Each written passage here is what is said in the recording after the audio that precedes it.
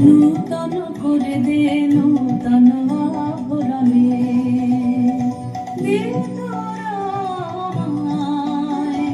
নূতন করে দে নূতন আভরণে হে মন্দির অভিসম্পাতে লিপ্ত কিঞ্চন কারণ ভূমি বসন্তে হোক দৈন বিমোচন নবলাবণ্য ধরে শূন্য শাখা লজ্জা ভুলে যাক পল্লব আবরণে